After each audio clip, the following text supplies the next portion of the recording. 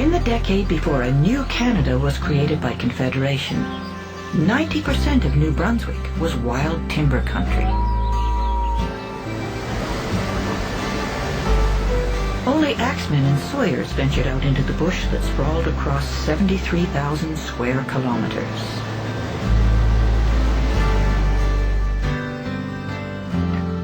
They were a tough bunch of men, but none more so than Alexander "Boss" Gibson. At 6 foot 6 inches tall, people said he looked like a cross between Buffalo Bill and Brigham Young. Well, I suppose there was a certain fear of any employer who had the power over his employees that Gibson must have had, but at the same time he seems to have commanded a great deal of respect. When he came in 1862, he recognized very quickly the reason that the existing mill wasn't profitable was that the water was low at a number of times during the year. So he quickly started to get into damming the Nashwauk River. He put 7 dams on it, and then again he had a steady supply of lumber.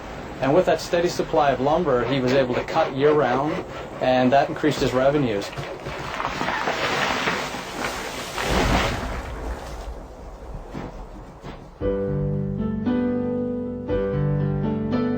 Gibson's first 20 years in Marysville was a period of feverish building and non-stop expansion.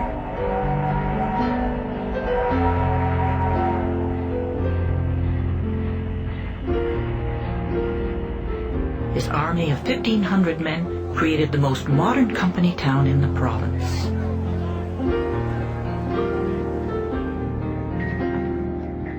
Gibson's list of operations was impressive. Shingle mills, a large leather mill, an ice-cutting operation on the St. John River. Even a fleet of his own ships to carry his lumber to England. But the crowning achievement would not come until 1883, when Boss Gibson decided to build a cotton mill in Marysville. There was a fairly steep learning curve for him because they had no knowledge of how to run this. So all of the technology had to come out of the United States.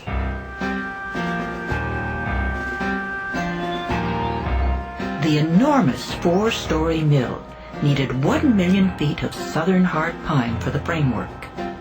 And the foundation was built from stone quarried from Gibson's own land.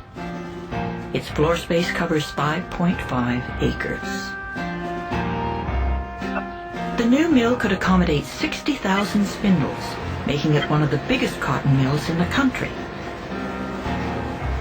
Now all Gibson needed to complete the big picture were workers.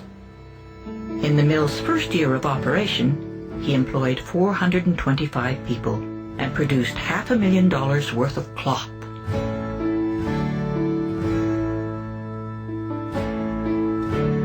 Two-thirds of the mill's workforce were female, and the boss made sure that young single women coming to work at his mill were well cared for.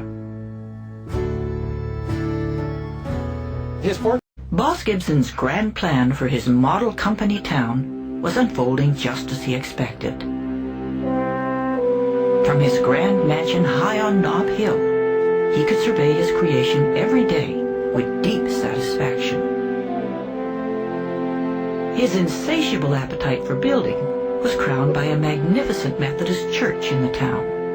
But one day, it would signal Marysville's fall from grace.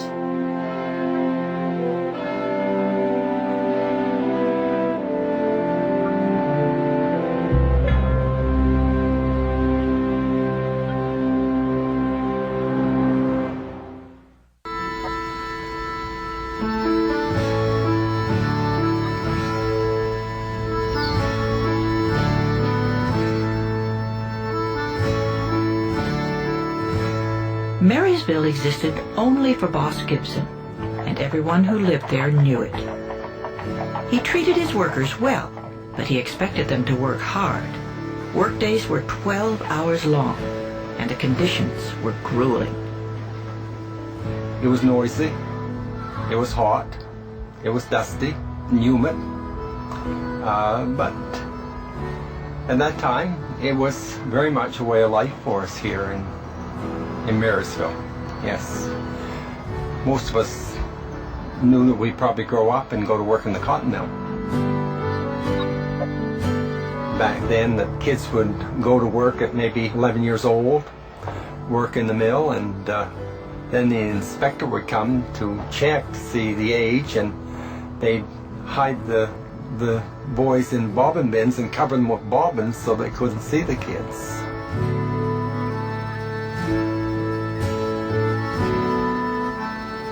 The company town of Marysville would not have been complete without a church. Or, to be more specific, a Methodist church. Boss Gibson decided he would build a new one and spared no expense.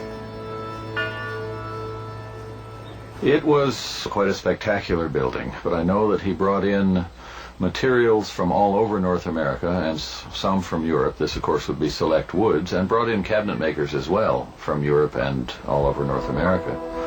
It's not coincidental that he built it at the same time that the Anglican Cathedral across the river was being built. And it's also not coincidental that the steeple here was 10 feet higher than the Anglican steeple.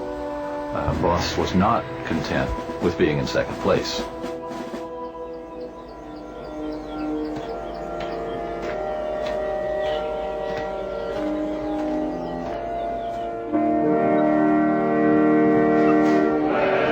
Having built his dream church, Gibson never missed a Sunday service there.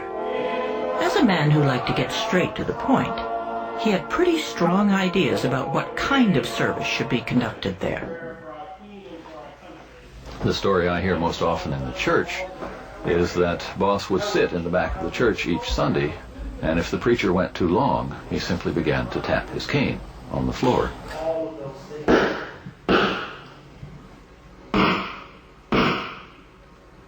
And the preacher would stop, or the preacher would soon thereafter leave. There was no question about that. But the tide was slowly turning against Boss Gibson. The cotton cartel of mills in Montreal that he had once refused to join was now undercutting his prices and taking away his market. Supplies of timber on his vast land holdings in northern New Brunswick were dwindling. His once endless cash flow was drying up.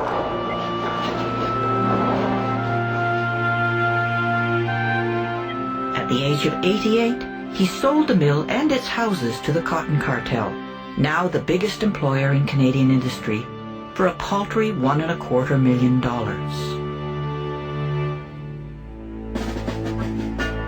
But the final blow to Gibson's wounded pride was just around the corner. In 1911, the sound of fire bells echoed through Marysville.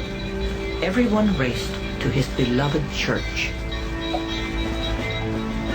Almost 40 years after it was built, on a Sunday afternoon just after the service, it caught fire. Nobody knows how, but of course then it was heated with wood, and so presumably something in the heating system gave way, and it burned spectacularly to the ground. A broken man, Boss Gibson died of pneumonia just 2 years later. It was the end of an amazing era for Marysville. But even in death, Boss Gibson would still be in command. His family's burial plot at the Marysville Cemetery is a final salute to the great man. There is a cenotaph to mark Boss's grave sitting at the prominent point, the high point of the cemetery. And the family plots then are laid out in a circle around his grave, all facing in to him. And it's an eloquent symbol of his place in the community.